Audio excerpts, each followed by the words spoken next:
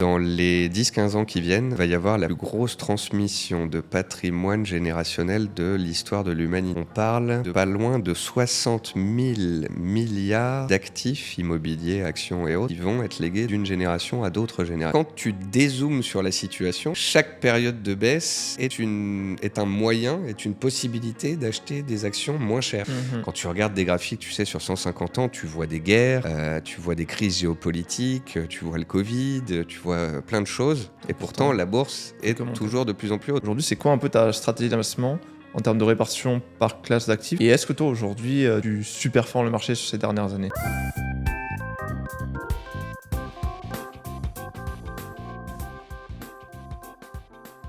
Hello à tous et bienvenue dans ce nouvel épisode Finance 360. Je suis ravi de vous accueillir aujourd'hui en compagnie de Nicolas. Bienvenue. Bonjour Thomas, merci de m'avoir invité. Avec grand plaisir et merci à toi d'être venu, d'autant que tu viens pas d'à côté puisque tu viens de la Réunion directement pour un périple. Effectivement, c'est la course des interviews là pendant 10 jours à Paris et je suis ravi de te retrouver pour cet épisode. Tu les enchaînes et je suis ravi aussi, on va pouvoir parler investissement et spécifiquement investissement en bourse, un sujet dont j'ai pas encore eu l'occasion d'aborder sur ce podcast, cette chaîne. Donc ravi de pouvoir t'accueillir puisque tu es un expert du sujet, un stratégiste boursier qui a plus de 20 ans d'expérience aujourd'hui dans le secteur, un peu une référence. Tu es notamment suivi par des dizaines de milliers de personnes sur ta newsletter. Est-ce que, pour commencer, pour nous donner un peu de contexte, tu pourrais un peu revenir sur quel a été ton parcours, comment tu en es arrivé jusque là où tu en es aujourd'hui, qu'est-ce que tu fais aujourd'hui et pourquoi la bourse, pourquoi les marchés financiers? Alors c'est vrai que ça ne me rajeunit pas, tout ça, puisque je vais fêter mes 40 ans dans 15 jours. Donc voilà, j'ai un oncle qui en fait a coté sa société en bourse quand j'étais adolescent. Ok. Et c'est une des premières actions que j'ai détenues en portefeuille. IPO. Voilà, il a introduit sa société sur la bourse française. C'était dans les multimédias, les écrans plats. Et puis, j'ai commencé un petit peu à me documenter, à regarder ce qui se faisait sur Internet, lire les forums. Il n'y en avait pas énormément à ce moment-là d'informations financières comme on en a aujourd'hui. J'ai pris un petit bouillon avec la crise des valeurs technologiques. 2001. En 2001, 2002, 2003, c'était compliqué. Bon, j'avais pas énormément d'argent en bourse, mais voilà, tu apprends que la bourse, c'est du long terme et c'est haussier sur 100 ans, mais qu'on peut avoir aussi, des gadins. J'ai fait une école de commerce et j'ai commencé à faire des stages. J'ai fait un stage chez Fortuneo, qui est un courtier à Paris. J'ai ensuite été stagiaire chez Zone Bourse, qui est un des principaux médias français pour les investisseurs actifs, avec qui d'ailleurs je suis de nouveau partenaire maintenant que je suis indépendant. J'ai fait l'année 2008 où j'étais assistant d'un gérant de portefeuille. Alors 2008, pour ceux qui n'ont pas vécu de krach boursier, c'était une sacrée panade. Le CAC a perdu 50% dans l'année. Mais on apprend ensuite, quand on dézoome sur la situation, qu'en fait, les crises et les baisses de marché sont des opportunités pour pouvoir acheter pour la suite. Et puis, j'ai ensuite fait de la vulgarisation. J'aimais beaucoup le contact avec les gens, j'aimais beaucoup faire de la pédagogie. Et donc, j'ai travaillé pour différents courtiers, FXM qui était leader mondial sur le marché des changes pendant 5 ans à Paris, CMC Markets qui était un courtier anglais dans les produits de bourse, puis Bink Bank qui a été racheté par Saxo Bank il y a quelques années. Je suis retourné travailler chez Zone Bourse qui avait besoin d'un émissaire parisien. Et à la fin de mon périple parisien de 12 ans, j'ai déménagé à La Réunion. Et je suis devenu créateur de contenu, vulgarisateur. Et je fais ça à distance sur tous les réseaux sociaux, sur ma newsletter. Et j'ai à cœur, si tu veux, de partager les bons plans, que ce soit la fiscalité, que ce soit des explications sur les différentes classes d'actifs, sur les bonnes pratiques, les choses à éviter, les pièges, notamment quand on débute en bourse. Et j'accompagne et je suis accompagné en quelque sorte de toutes sortes de marques avec lesquelles je travaille depuis des années, chez qui je suis client. Et voilà. Donc aujourd'hui, tu essaies vraiment un peu de vulgariser l'éducation financière, la finance, la bourse, etc. Parce que c'est vrai que c'est un domaine qui peut faire souvent peur au premier abord. En général, quand les personnes y pensent investissement en bourse, on imagine vite les traders avec plein d'écrans devant et on pense vite, comme tu l'as dit, aux fameuses crises, parce que ça, tout le monde en entend parler à la télé. Est-ce que pour toi aujourd'hui, la bourse, c'est risqué? Pourquoi quelqu'un devrait potentiellement placer son argent en bourse, un particulier? Est-ce que c'est pas réservé que à des personnes qui ont beaucoup de connaissances? Quel est ton avis un peu là-dessus? Ouais, si tu veux, il y a une sorte de manque d'éducation financière en France. Alors l'argent est un peu un sujet tabou, souvent dans les familles, même entre amis. Quand on parle de salaire et tout ça, il y a des gens qui ne seront pas forcément à l'aise. On a une culture aussi où on n'aime pas forcément les personnes riches. On parle souvent des méchants patrons du CAC 40 qui ont des grosses rémunérations, les actionnaires qui touchent des dividendes, etc. Stellantis en ce moment. Voilà. Et en fait, c'est pas du tout réservé à l'élite ou aux gens riches. C'est fait pour tout le monde. Les Français, on est à fond sur l'immobilier. En fait, tout le monde veut faire de l'immobilier. La pierre, c'est solide, ça ne bouge pas. Ce qu'il y a, c'est que la bourse, quand on regarde sur 30 ans, 50 ans, 120 ans, fait mieux que l'immobilier, en fait. Donc sur l'immobilier, tu as le levier du crédit, et puis c'est vrai que tu peux acheter ta résidence principale et avoir un toit sur la tête. Mais avec la bourse, tu peux investir dans des actions, tu peux investir dans des ETF, dans les métaux, dans les matières premières, dans les crypto-monnaies. C'est un moyen de se diversifier et de se créer un patrimoine. Parce que si tu veux, on va avoir un problème avec la gestion des finances publiques de notre pays, c'est que quand toi, tu vas arriver à la retraite dans un petit paquet d'années, elle se sera réduite comme peau de chagrin. Donc, dans les pays anglo-saxons, c'est beaucoup plus développé. Voilà, les Anglais, les Australiens, les Américains n'ont aucun problème avec ça, avec le fait qu'il faut se créer un patrimoine, des revenus à terme, à transmettre à ses enfants ou bien à faire fructifier pour pouvoir en toucher des dividendes, des rentes et de pouvoir compléter ou pallier à un manque de retraite quand on arrête sa carrière d'actif. Mais c'est vrai que la bourse, c'est souvent... Parfois, on entend un peu un certain jargon et quand on ne vient pas du milieu, ça peut faire peur un peu. Pour une personne qui débute en bourse, tu penses que comment elle devrait débuter, vers quoi elle devrait s'orienter en premier, quelles sont un peu les bonnes pratiques pour ne pas faire des erreurs de débutant, justement?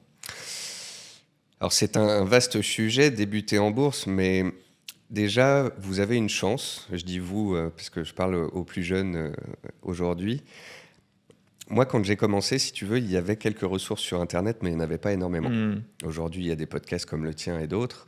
Il y a des émissions YouTube.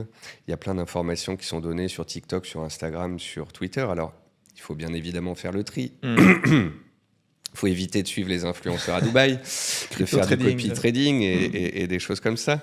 Mais il y a un accès à l'information qui est magnifique. Les cotations gratuites, les news gratuites, les fiches valeurs sur un site comme Zone Bourse. Voilà, tu as énormément d'informations sur 30 000 sociétés à travers la planète. Tu as un accès aux courtiers qui est extrêmement facile, notamment avec les néobanques et tous les nouveaux courtiers.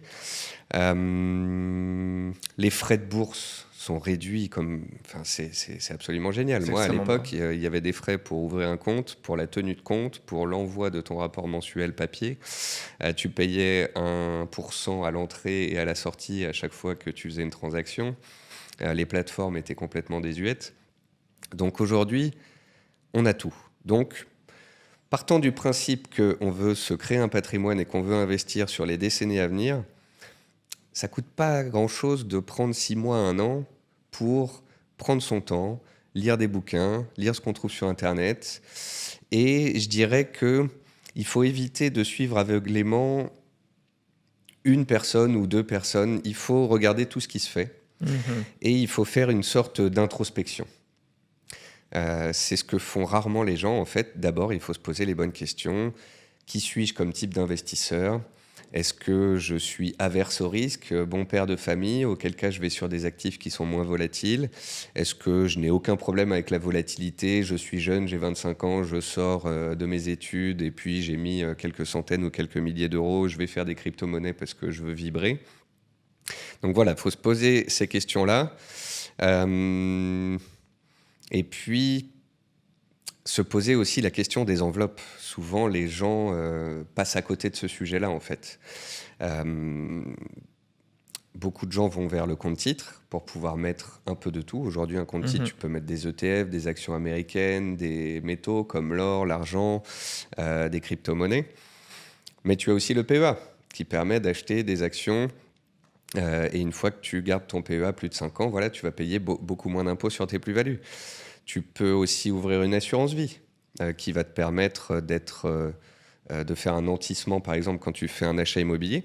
Imaginons que tu aies besoin de 50 000 euros d'apport. Si tu as 50 000 euros sur ton assurance vie, bon, ça met quelques années, hein, mais c'est pour donner un exemple. Tu peux mettre ton assurance vie en garantie et nantir ton prêt plutôt que d'avoir à sortir du cash supplémentaire. Tu as le PER aussi qui permet, lorsque tu commences à avoir un salaire relativement élevé et de passer des échelons au niveau des impôts, de faire un peu baisser. Et puis bon, après, tu as le PE, le plan épargne-action dans certaines entreprises où la société va abonder, te permettre d'avoir des actions moins chères. Donc voilà, souvent les gens se disent « Ah, qu'est-ce qu'il faut que j'achète là tout de suite ?» Non, d'abord, qui suis-je ?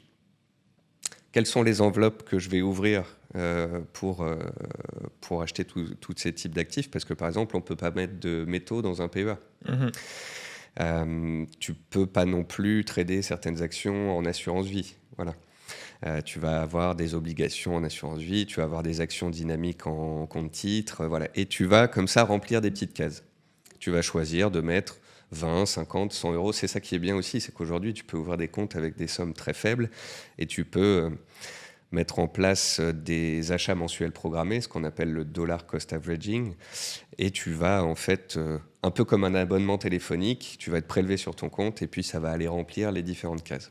Donc, 1, se connaître. 2, d'abord mettre le pied dans la fiscalité et regarder tout ce qui est possible en France. On n'est pas un paradis fiscal, mais presque sur le sujet. En tous les cas, il y a des choses à faire. Et puis ensuite, toujours dans cet esprit où tu te poses des questions, tu vas te dire, voilà, les cryptos, je suis jeune, j'aime bien, c'est volatile. Combien de pourcents je vais en mettre dans mon portefeuille ? Est-ce que je vais en mettre 50%, ce qui me paraît un peu énorme, ou est-ce que je vais en mettre 20-30% ou 10% seulement ? Est-ce que j'ai envie d'acheter de l'or ? Parce que l'or est haussier sur les 25 dernières années et permet aussi de traverser certaines crises. Récemment, on a eu des tensions géopolitiques. À chaque fois qu'il y a des tensions géopolitiques entre la Russie et l'Ukraine ou au Moyen-Orient, tu vas avoir des actions qui baissent, des cryptos qui sont sous pression parce que c'est un actif dit risqué. Et tu vas avoir le refuge qui est l'or qui va s'apprécier.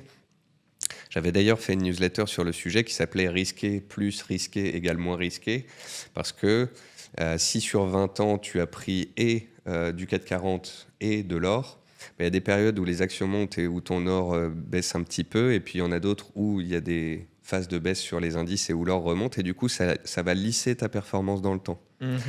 De la même manière que avoir 1, 3 ou 5% de crypto va pimenter la performance et, sur le long terme, aider la courbe à monter plus vite.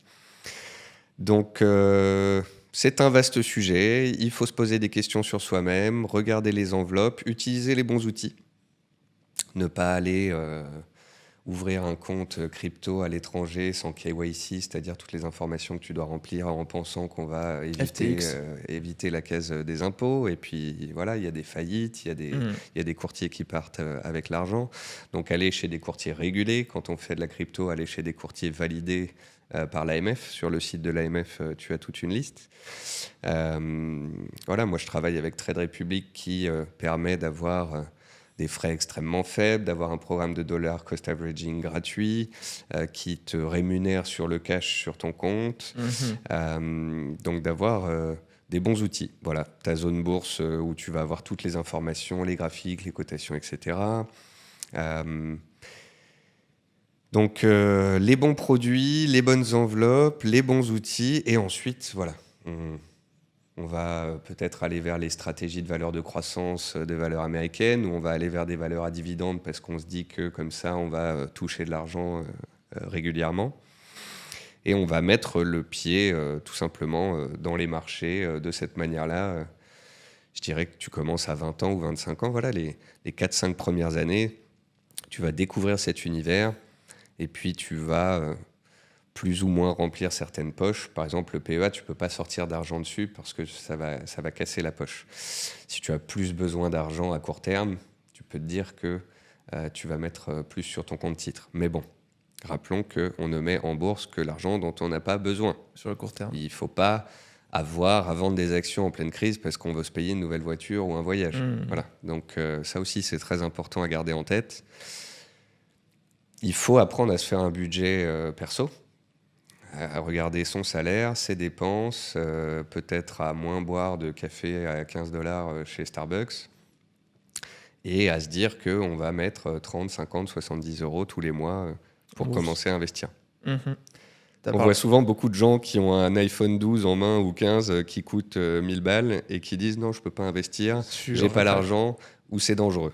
Voilà. Ouais. Donc il faut faire un peu la part des choses. C'est vrai que ça paraît dangereux pour beaucoup de personnes, mais comme tu as dit, le risque aussi, il y a le fait que l'horizon de temps permet un peu de diminuer le risque. Ouais. Comment en fait tu peux savoir par exemple quand tu investis sur l'or ou sur des actions, etc., que sur un horizon de par exemple 15-20 ans, tu ne vas pas perdre d'argent et que c'est un placement financier au final qui peut être profitable sur le long terme? Parce que je pense que la plupart des gens ont aussi peur du fait qu'ils se disent potentiellement je vais placer de l'argent et vu que je m'y connais pas trop, peut-être que j'aurais placé tout cet argent et dans 20 ans au final j'en aurais perdu. Donc autant que je le mette sur mon épargne, etc. Alors, les performances passées ne présagent pas des performances futures. Je pense qu'aujourd'hui, aucun analyste, aucun économiste, aucun gérant de patrimoine ne pourra sérieusement te confirmer, te valider, t'assurer que dans 20 ans, soit les cryptos, soit l'or, soit les actions seront plus hauts qu'aujourd'hui. C'est aussi pour ça qu'on investit sur toutes les classes d'actifs pour diversifier et voir ce qui se passera. Simplement, l'or, par exemple, est énormément acheté par les investisseurs dans une optique de diversification, mais aussi les banques centrales. Aujourd'hui, les banques centrales sont les plus gros acteurs sur les marchés financiers. Tu te dis que si les banques centrales achètent plein d'or, tu as quand même le vent dans le dos et un soutien particulier. Les crypto-monnaies, on part du principe qu'il y aura plus d'applications à venir dans le temps, que c'est une classe d'actifs naissante, qu'elle est pour l'instant petite, puisque ça pèse entre 2 et 3 000 milliards de dollars, là où le marché action fait plus de 100 000 milliards de dollars. Donc on se dit qu'il y a de la place potentiellement pour le développement de cette classe d'actifs dans les années à venir. Et puis les actions, c'est quoi les actions en fait? Les actions, c'est notre vie, c'est la planète. La population augmente depuis 150 ans, la richesse augmente depuis 150 ans, la croissance économique mondiale varie 2, 3, 4, 5%, mais on monte progressivement dans le temps. Et donc, il faut être de nature optimiste. Il faut se dire que voilà, l'homme a toujours eu cette capacité à rebondir, quelles que soient les crises dans le temps. Quand tu regardes des graphiques, tu sais, sur 150 ans, tu vois des guerres, tu vois des crises géopolitiques, tu vois le Covid, tu vois plein de choses. Et pourtant, la bourse est toujours de plus en plus haute. Tu as la courbe des bénéfices générés par les plus grandes entreprises américaines qui est complètement corrélée à l'indice S&P 500. Le S&P 500, c'est les 500 plus grosses entreprises américaines. Et tant que les bénéfices de ces entreprises continuent de croître, la bourse continue de croître.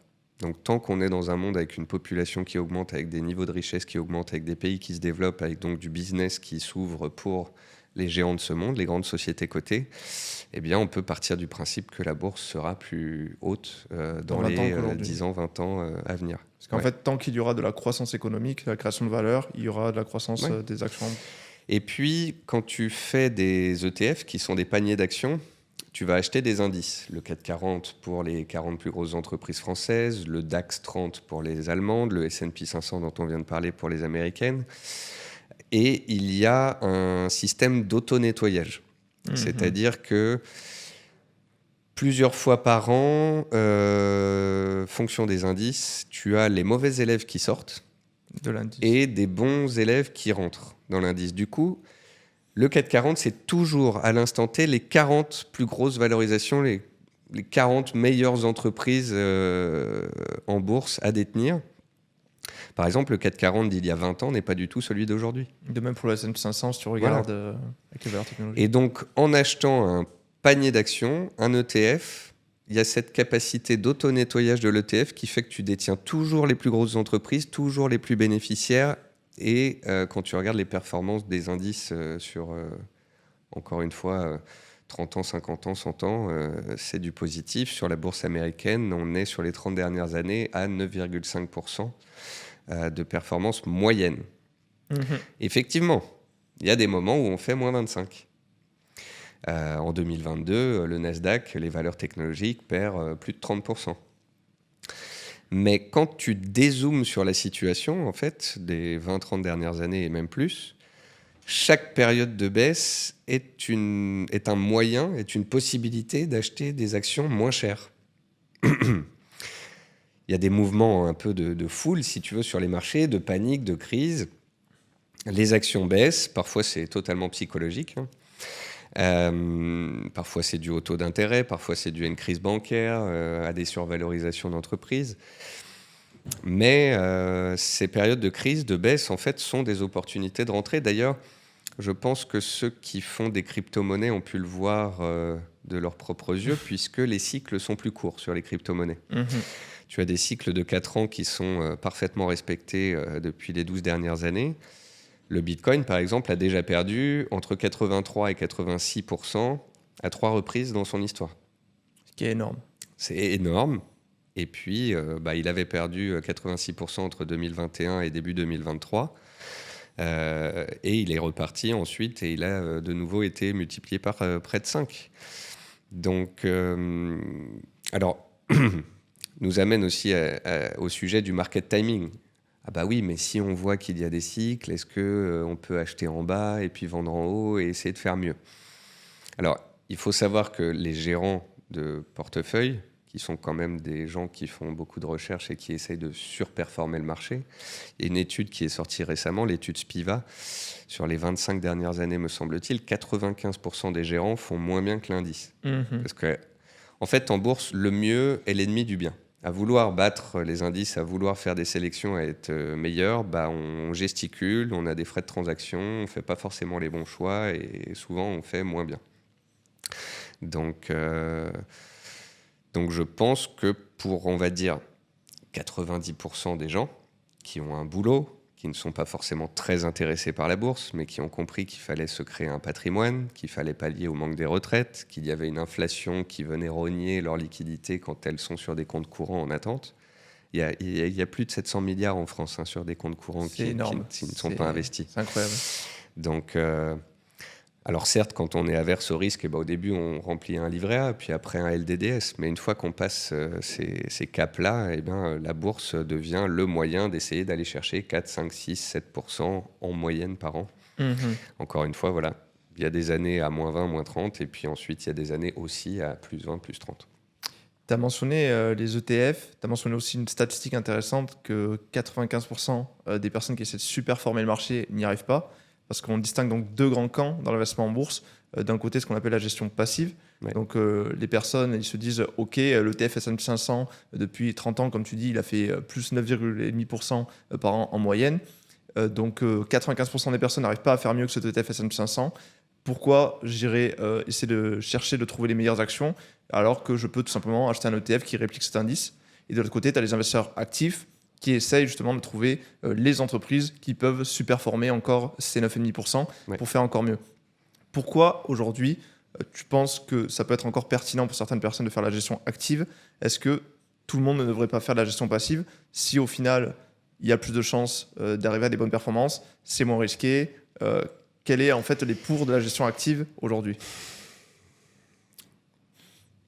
En fait, si tu veux, encore une fois, pour mes amis, ma famille, des gens qui ne font pas de bourse, je leur dis, faites du passif, choisissez les bonnes enveloppes, mettez différentes classes d'actifs dedans et faites du passif. Après, moi je suis un passionné de la bourse, donc moi-même j'essaye de battre le marché sur une poche, une partie de mon portefeuille. Et je pense que c'est important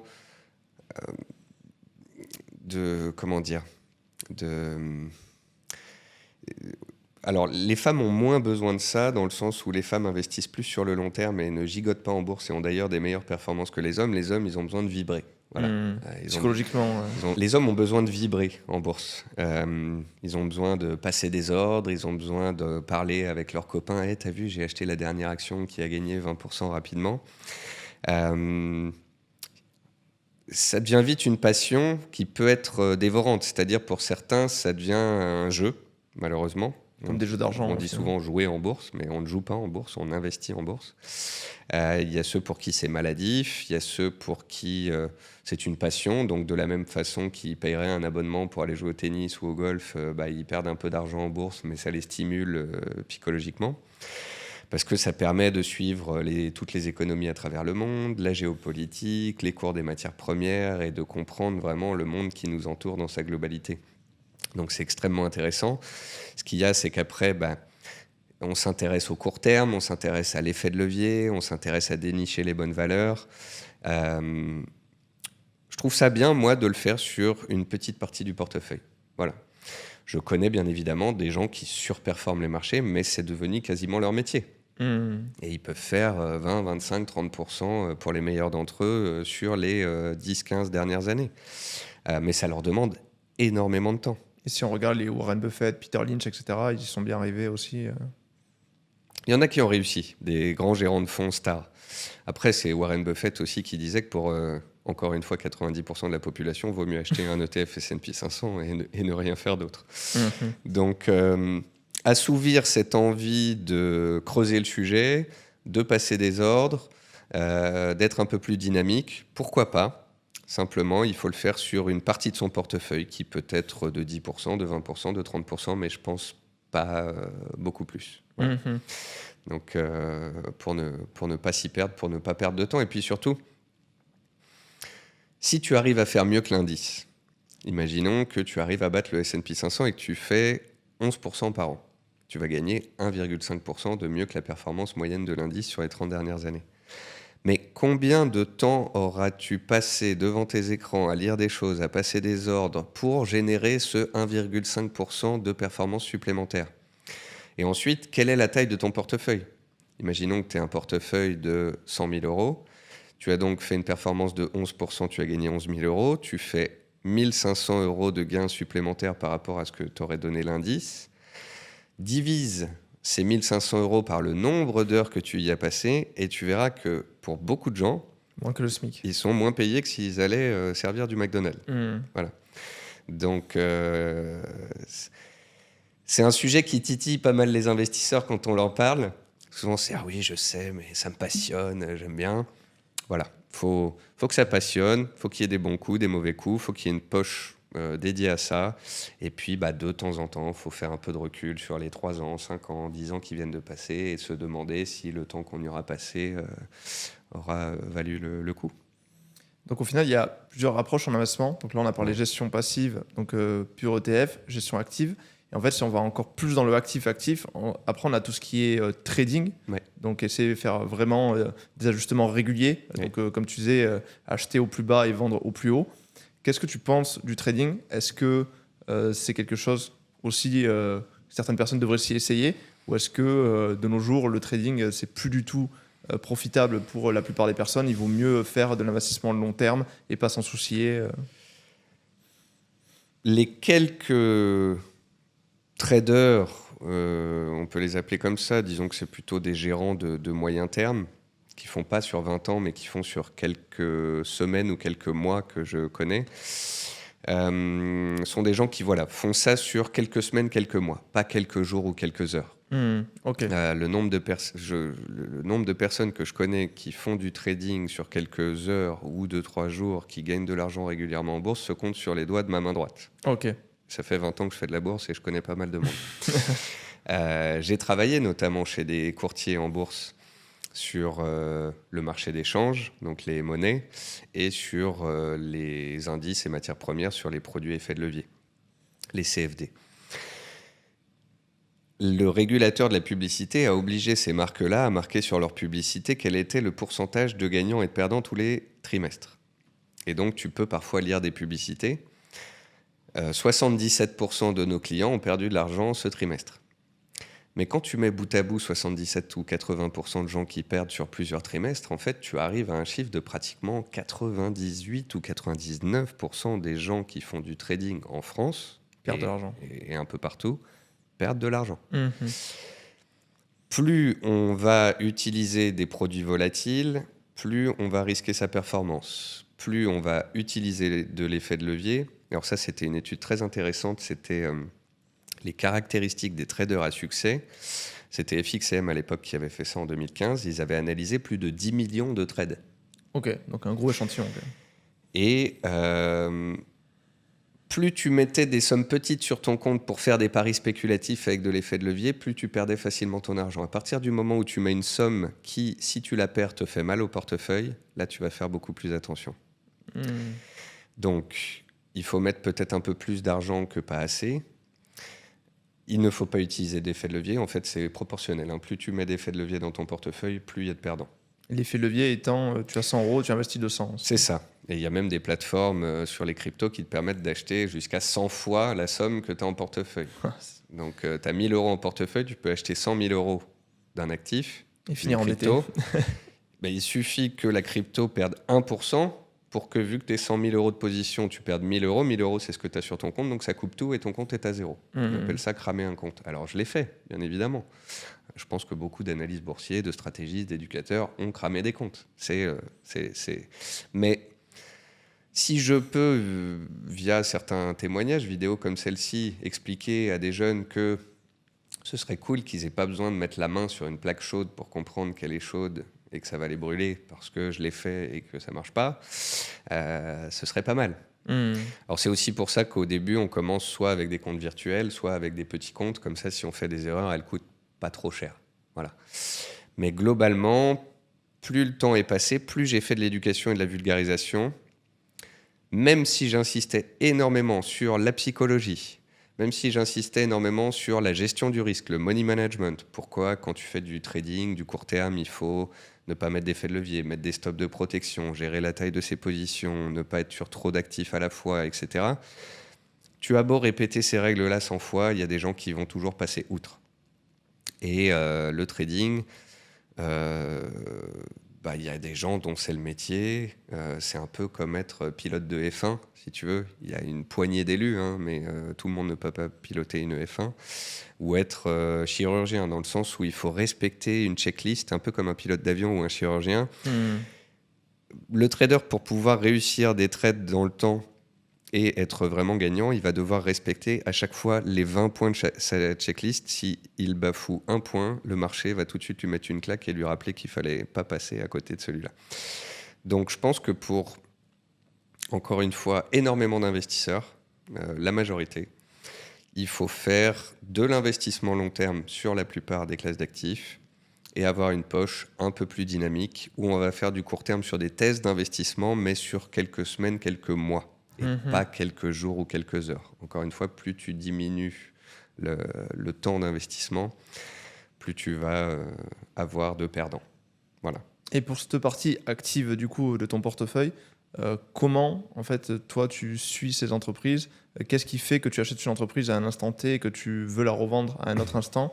Quels sont les critères à regarder? Est-ce que c'est par rapport aux news ou est-ce que c'est aussi des critères quantitatifs? Moi, j'adore l'analyse graphique. Ok. Et en fait, l'analyse graphique va me montrer dans quel schéma est l'action. Si l'action est extrêmement baissière, je ne vais jamais toucher une action qui est en tendance baissière, en fait. D'accord. Je vais toujours attendre qu'une action soit dans une phase de latéralisation et qu'elle en sorte par le haut, ou qu'elle soit déjà dans une phase haussière et puis qu'elle fasse des nouveaux records annuels ou bien des nouveaux records historiques. Parce que la probabilité de faire un gain sur une action qui fait un nouveau plus haut historique est beaucoup plus élevée que sur n'importe quelle autre action. Parce que quand le marché est haussier, qu'une action est recherchée par les investisseurs, les gérants, etc., c'est dans 99,9% des cas une action qui va bien, une société qui va bien, qui fait des bénéfices, qui améliore ses résultats. Et donc, l'ensemble du consensus pense que ça vaut de plus en plus. Donc, par exemple, Hermès qui fait beaucoup de bénéfices, et cette année, ils battent leur record. Et donc là, c'est le moment... C'est ça. Alors, tu as donc les actions qui sont foncièrement haussières sur le très long terme. Tu peux citer du Air Liquide, du Hermès, du Total, des choses comme ça. Et puis ensuite, tu vas avoir ce que j'appelle des thèses d'investissement.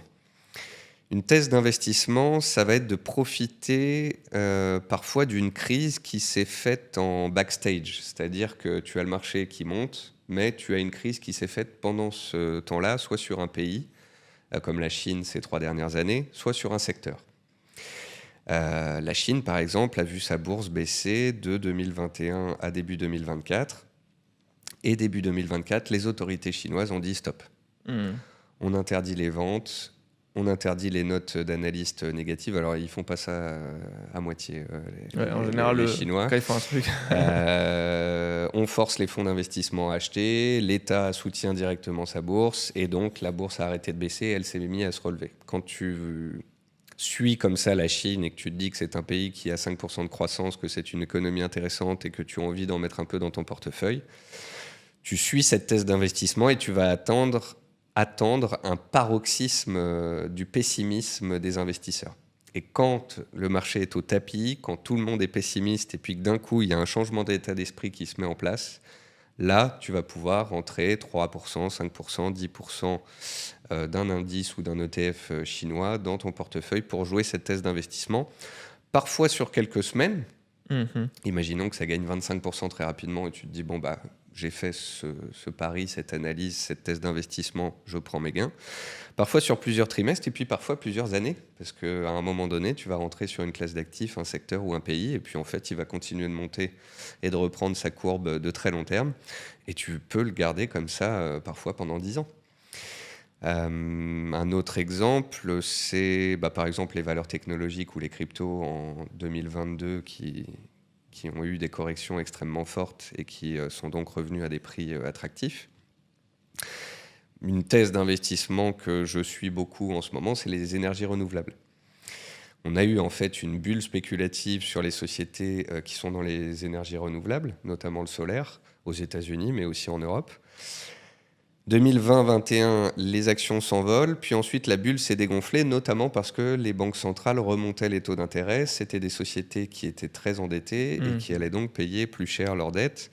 Donc il y avait d'une part une bulle qui était en train d'exploser, des valorisations qui étaient trop chères, les taux d'intérêt qui allaient peser sur ces entreprises. Et elles ont baissé en 2022. Elles se sont stabilisées en 2023. Certaines ont atteint un paroxysme baissier début 2024. Sur des publications où elles disent voilà, les chiffres ne sont pas encore ce qu'on aimerait qu'ils soient, mais on voit la lumière au bout du tunnel. Et étant donné que maintenant on parle de baisse de taux, d'ailleurs au moment où on fait cette vidéo, il se pourrait que la Banque centrale européenne baisse ses taux, les taux d'intérêt demain. Parce que les investisseurs se disent que les taux vont baisser et revenir à des niveaux plus bas, eh bien que c'est intéressant de revenir sur ce secteur des énergies renouvelables. Donc moi, ça fait 2-3 mois que je parle beaucoup des énergies renouvelables. En France, on a Neoen ou Voltalia, par exemple.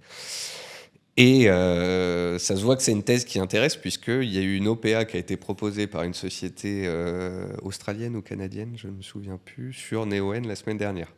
Tu vois ? Donc je sais que ma thèse d'investissement est valide puisque les cours se sont retournés à la hausse. Ils sont désormais dans une tendance haussière sur les dernières semaines. Les volumes historiques ont été échangés. Donc, généralement, c'est ce qui arrive quand on est à la fin d'une baisse. Tu as les derniers qui ont peur, qui sortent, qui capitulent, on appelle ça. Et puis d'autres qui profitent de l'opportunité en se disant c'est bon, c'est le point bas. Et voilà, tu as comme ça des corrections de marché, des crises qui se font parfois quand on regarde, je dirais, sous le capot. Voilà.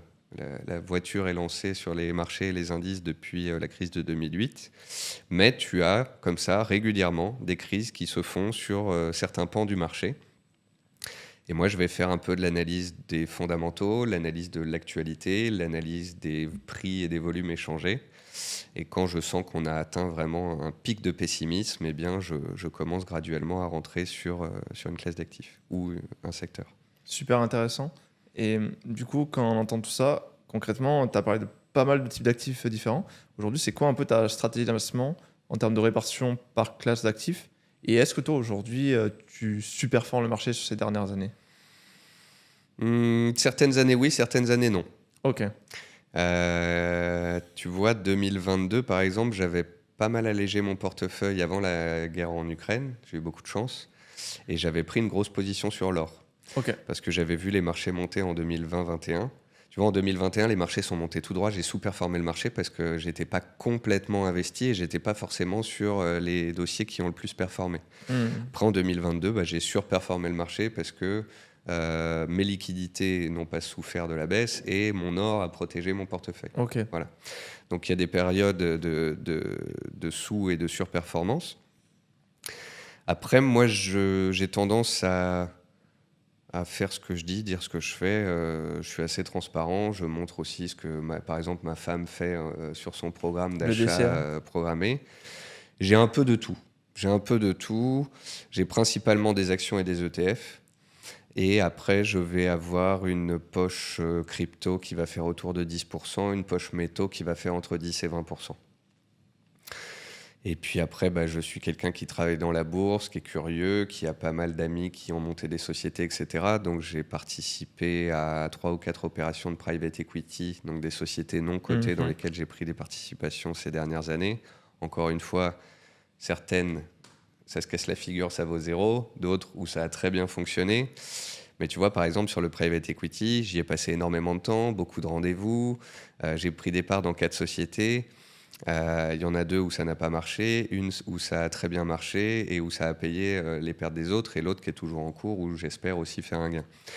Mais si je divise le nombre d'heures que j'y ai passé par la rémunération que ça m'a apporté, je suis clairement pas rentable. D'accord. Okay. Par contre, ça m'a fait rencontrer des gens, ça m'a fait faire du réseau. Ça faisait que quand je me présentais pour travailler avec des entreprises, je n'étais pas que juste un stratégiste boursier, mais aussi un investisseur, quelqu'un qui avait multicasquette. Qu'est-ce que j'ai d'autre ? J'ai un peu d'immobilier, un tout petit peu. Physique ou LCPI En physique, oui. Okay. Un morceau d'appartement. En fait, si tu veux, j'ai pas eu la chance à Paris de pouvoir acheter le bien que je souhaitais acheter à un moment donné, puis je savais que j'allais partir 2-3 ans plus tard. Je viens d'arriver à La Réunion il y a 1 an et demi. Les taux sont encore élevés au moment où on parle. Les prix sont élevés là-bas aussi. J'ai pas encore trouvé la bonne fenêtre, la résidence principale de mes rêves. Et puis on va dire que sur les 5-6 dernières années, j'ai quitté le salariat, j'ai créé mon entreprise. Je travaillais principalement avec des marques qui représentaient une grosse partie de mon chiffre d'affaires. Puis je me suis lancé à mon compte, puis j'ai pris une équipe. Donc j'ai investi de l'argent que j'avais mis de côté aussi sur moi, en fait.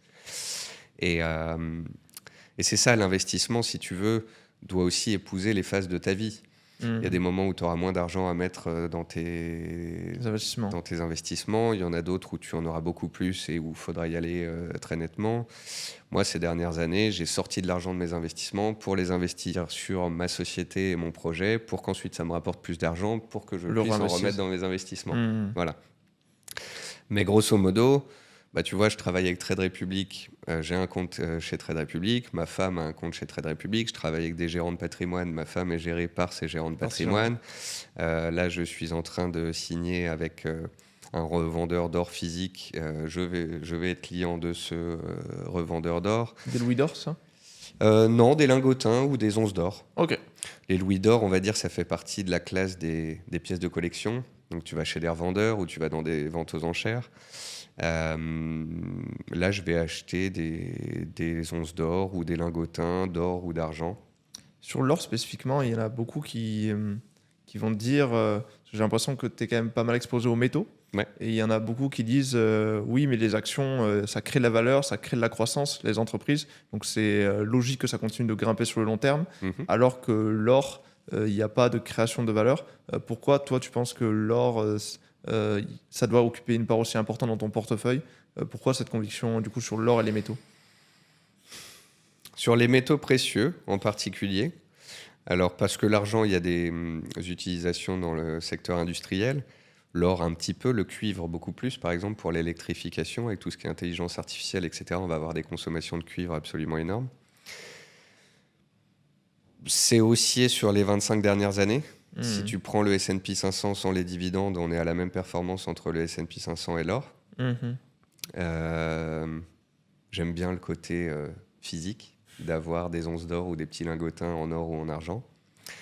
Il y a le côté protection contre l'inflation, protection contre les crises.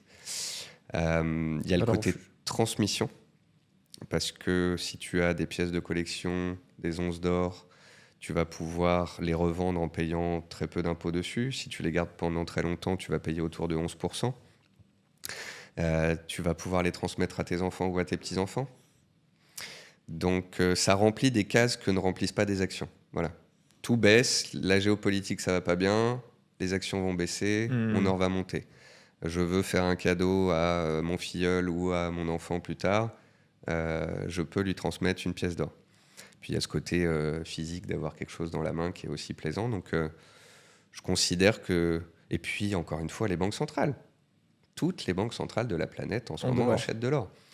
Alors est-ce qu'on va revenir à un moment donné sur un système d'étalons or où on va essayer de recentraliser tout ça autour de l'or? Je ne le pense pas, parce que les sommes d'argent en fait, sur les marchés obligataires, les marchés actions et la masse monétaire sont totalement déconnectées de la capitalisation boursière de l'or, qui fait autour de 15 000 milliards de dollars aujourd'hui.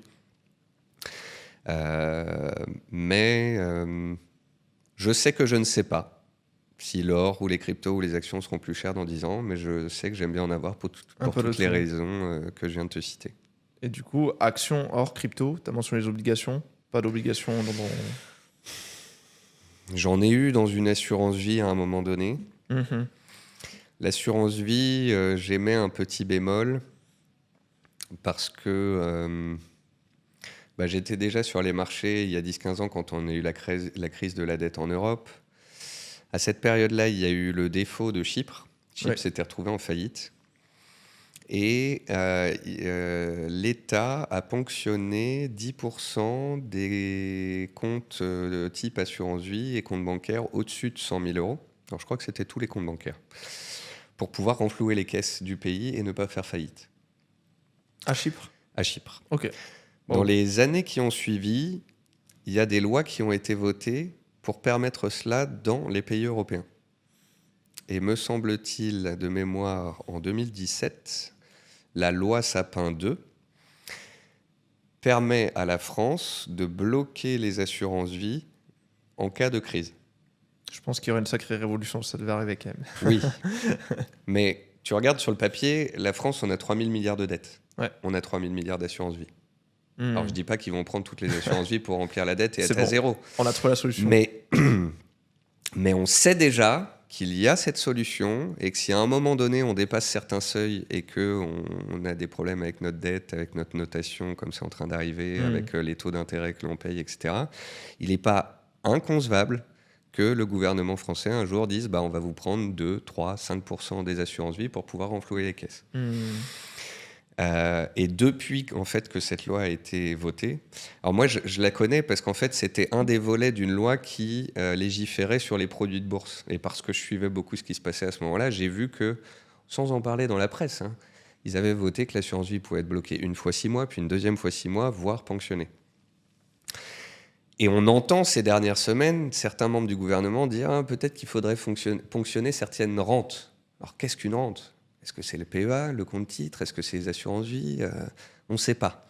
Mais si tu veux, quand on analyse le temps long, qu'on voit Chypre, puis qu'on voit la loi Sapin 2, puis qu'on voit l'endettement de la France, puis qu'on voit certains membres du gouvernement parler de ponction, je me dis que il n'est pas inconcevable qu'un jour ça se passe. Et je préfère dans ces cas-là avoir des actions sur un PEA, parce que je vois mal l'État nous forcer de vendre des actions sur un PEA, qu'avoir une assurance vie.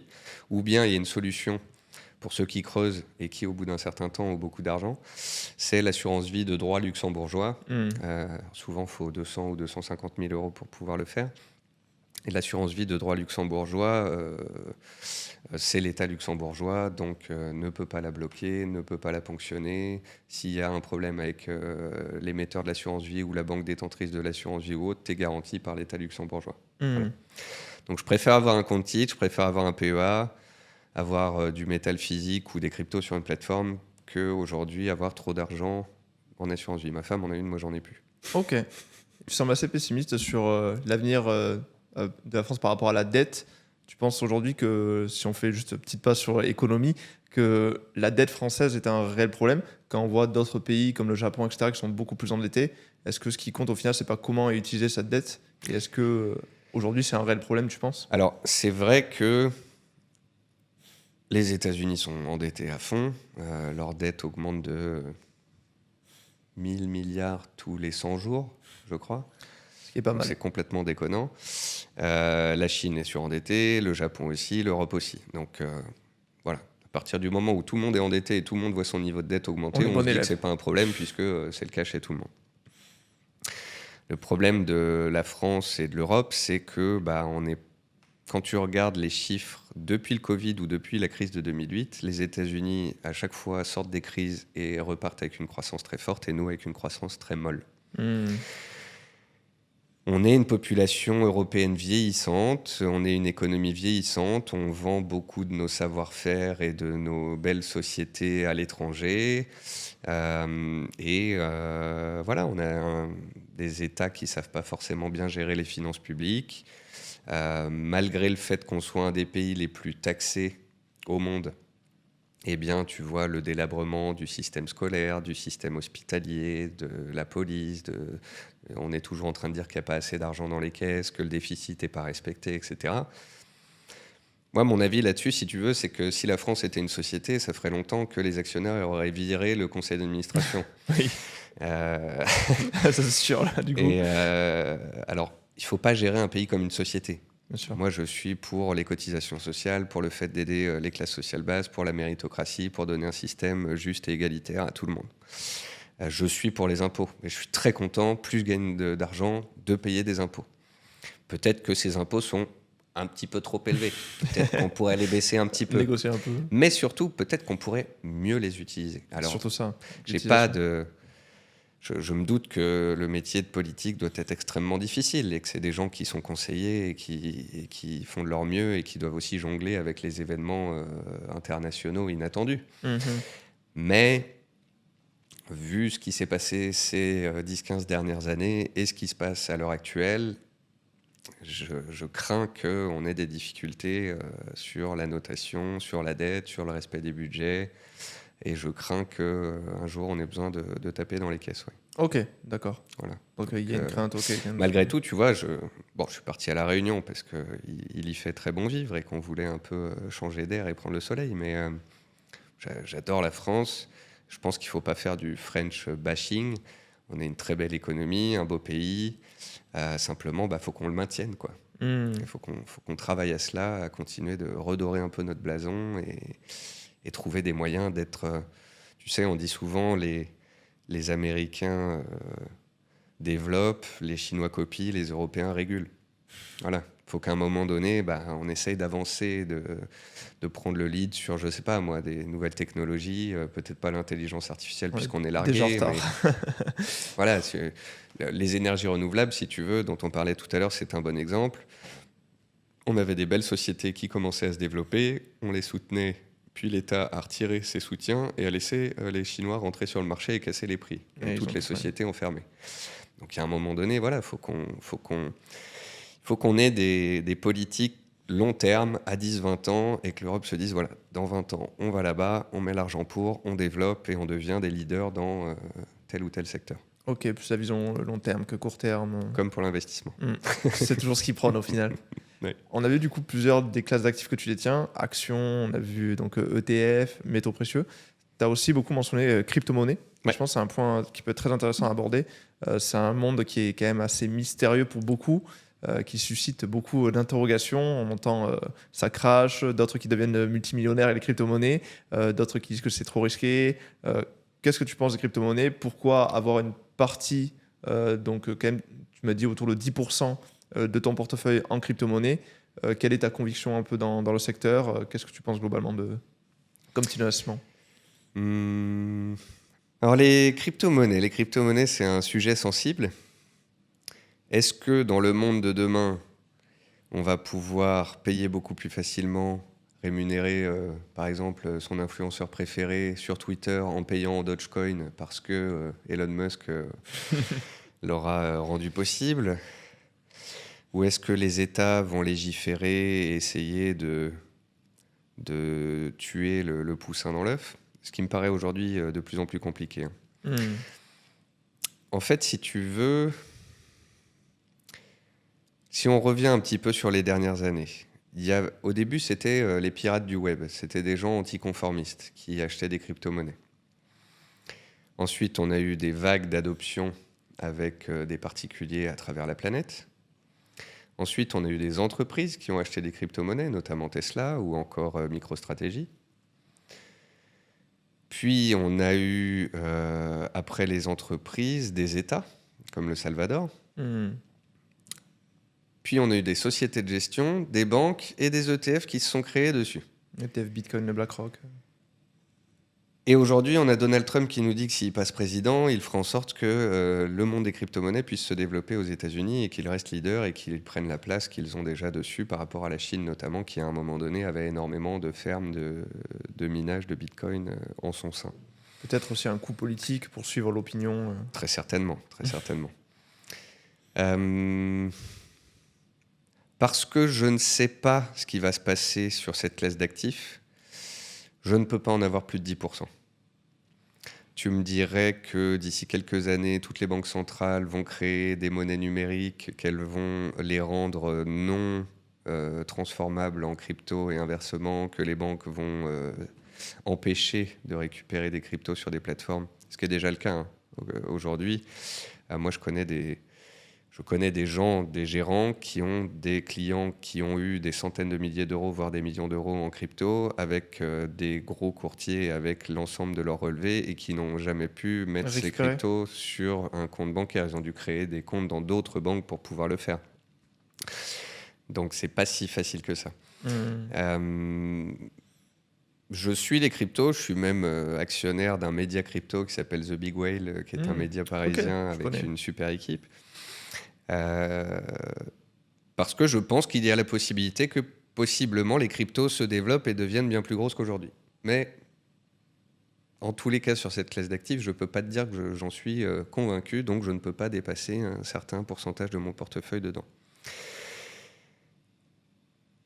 Il y a donc une capitalisation boursière qui fait autour de 2500 milliards de dollars sur les crypto-monnaies. Les actions, on est à 120 ou 130 000 milliards. Donc il y a de la place pour que ça monte sur les crypto-monnaies. Il y a quelque chose de très particulier qui est magnifique sur le Bitcoin, c'est qu'on ne peut pas créer plus de Bitcoin. C'est pas comme les banques centrales qui créent de la monnaie ex nihilo sur l'euro et sur le dollar qui fait que les monnaies fiat, on appelle ça, se déprécient dans le temps. Sur le Bitcoin, c'est impossible. En plus de ça, on va pouvoir en miner de moins en moins, pour de plus en plus cher. Il va y en avoir de moins en moins de disponibles. Il y en a déjà 18,5 millions, je crois, qui sont sortis. Il y en aura 21 millions en tout. Donc, on peut se dire que s'il y a de plus en plus de gens qui veulent acheter quelque chose qui est de plus en plus rare, le prix pourrait très fortement monter dans les 10 ans qui viennent. Effet rareté. Donc, je pense que l'investisseur se doit tout le long de sa vie d'être quelqu'un de curieux et d'ouvert à ce qui se crée. Il y a les effets de mode, il y a les effets de bulle. Je pense qu'après 15 ans de tergiversation sur les crypto-monnaies, les différentes vagues d'adoption et ce qu'on disait sur le fait qu'aujourd'hui, il y a les États, les banques, les ETF, etc., ça a l'air d'être quand même quelque chose qui est là pour rester. Et chiffre intéressant, dans les 10-15 ans qui viennent, va y avoir la plus grosse transmission de patrimoine générationnel de l'histoire de l'humanité. Le baby-boom qui arrive. On va avoir des gens qui, malheureusement, vont arriver à des âges où ils vont décéder et où ils vont léguer énormément d'argent. On parle, si on prend les générations X, milléniaux, les Z, dans les 20 ans à venir, de pas loin de 60 000 milliards d'actifs immobiliers, actions et autres qui vont être légués d'une génération à d'autres générations. Maintenant, partons du principe qu'il y ait 10% de cette somme léguée qui aille aux nouvelles générations et que 10% de cette somme soit mise dans les crypto-monnaies. Ça fait 6 000 milliards qui rentrent dans un marché qui fait 2 500 milliards. donc tu fais tripler le marché. Tu vois ? Donc, les flux sont quelque chose qui soutiennent. L'adhésion et les phases d'adoption, ça soutient aussi. Le transfert de richesse qu'on va avoir va également être un soutien. Donc, je pense qu'il faudra compter avec les crypto-monnaies pour les années à venir, tout en restant prudent sur le pourcentage. De crypto-monnaies. Et aussi, de ne s'intéresser qu'aux principales cryptos, plutôt le top 10 ou top 20 en termes de capitalisation. Et pour ceux qui, encore une fois, font peu de bourse, font du passif, etc., ma femme, elle n'achète pas du Solana ou du Elrond, elle achète du Bitcoin et de l'Ethereum. Un DCA, donc tous les mois. Voilà. On prend les simples, on prend les plus gros. Comme l'argent et l'or dans les métaux, on prend le Bitcoin et l'Ethereum sur les cryptos. C'est largement assez puissant en termes de performance, à la hausse comme à la baisse, pour ne pas avoir à aller chiner des choses plus petites, sauf pour les aficionados, bien sûr. Super intéressant. On a pu passer un peu toutes les grandes classes d'actifs au final, donc actions, obligations, ETF, crypto. Maintenant, les personnes, ils ont tous les éléments en tête pour faire des très bons placements financiers. J'espère. Si, pour finir, tu devais donner un conseil, par exemple, à une personne qui débute, qui veut se lancer un peu dans l'univers de l'investissement, qu'est-ce que ça serait de ton retour d'expérience ? Alors, pour rebondir avec le tout début de cette interview, effectivement, depuis 30 ans, on laisse entendre aux gens que c'est compliqué, qu'il y a un jargon, que la bourse est compliquée, que c'est fait pour des PhD ou des doctorants en costume cravate.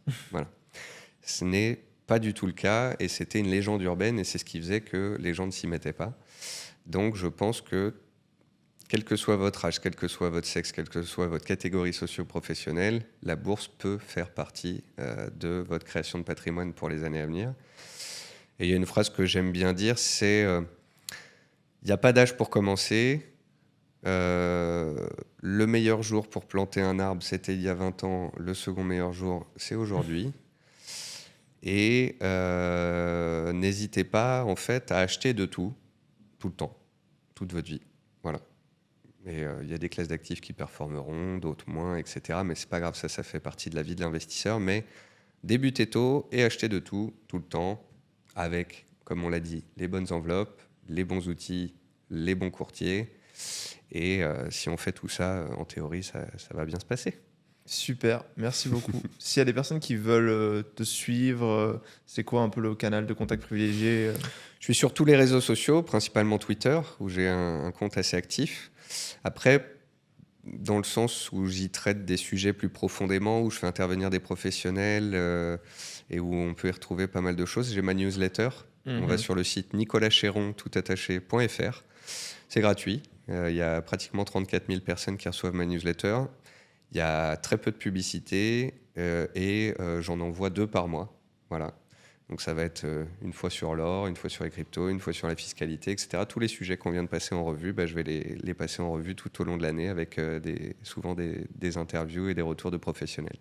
Super. Je pense qu'avec tout ça, de nos jours, les personnes, elles ont tout ce qu'il faut pour s'éduquer financièrement au mieux. En tous les cas, je leur ai donné ce que j'aurais aimé avoir il y a 20 ans. C'est sûr qu'à l'époque, c'était plus compliqué. Encore un grand merci à toi et merci un grand merci à tous ceux qui ont regardé et écouté cet épisode. Si vous voulez soutenir la chaîne, n'hésitez pas à partager, liker, commenter. Je vous dis à très vite. Prenez bien soin de vous. Bye.